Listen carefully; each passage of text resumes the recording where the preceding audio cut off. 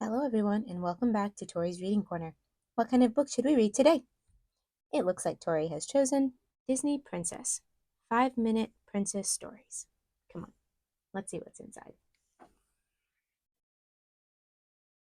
Disney Princess The Winter Journey, a Pocahontas story. At autumn's end, the wind blew colder, and the last leaves fell from the trees. The crops were harvested, and the feasts were over. For Pocahontas and her village, the time had come to travel to their winter camp.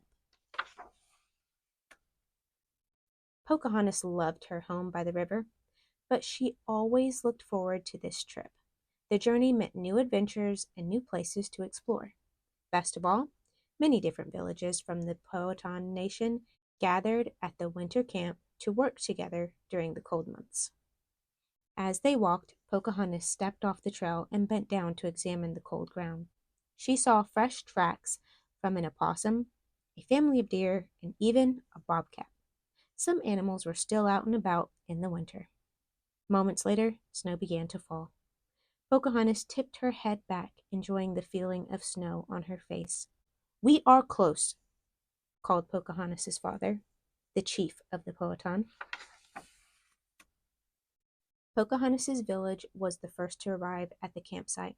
They hurried to unpack and set up their winter home.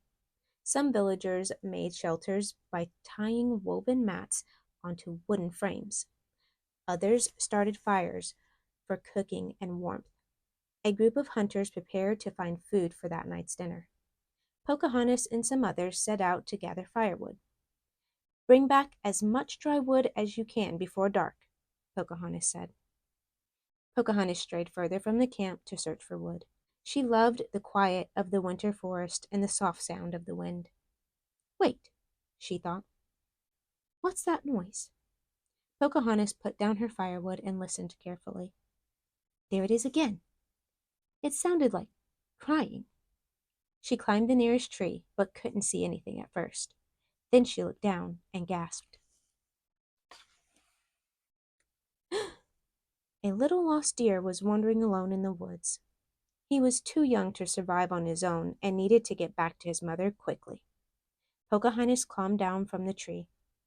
Her moccasins crunched softly in the snow. The fawn looked up and froze. Pocahontas held her hand out. "It's all right, little one," she said. "I'm here to help." Slowly, Pocahontas reached into her pouch and pulled out some berries.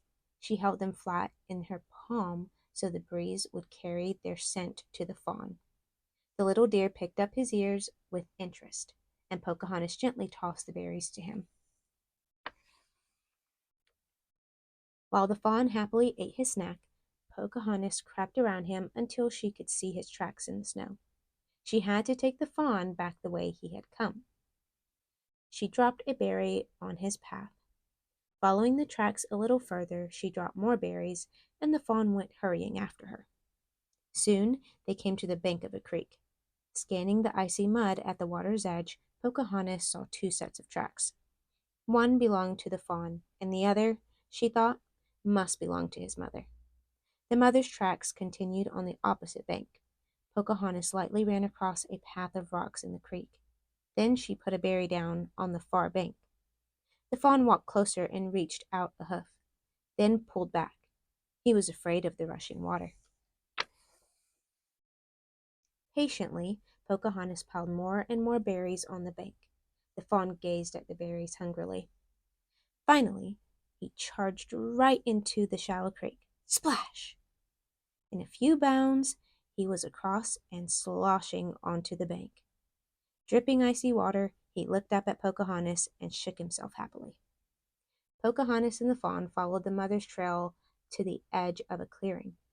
Peering ahead, Pocahontas saw a doe pacing back and forth. "Is that?" she started to ask, but the fawn was already galloping across the clearing to his mother.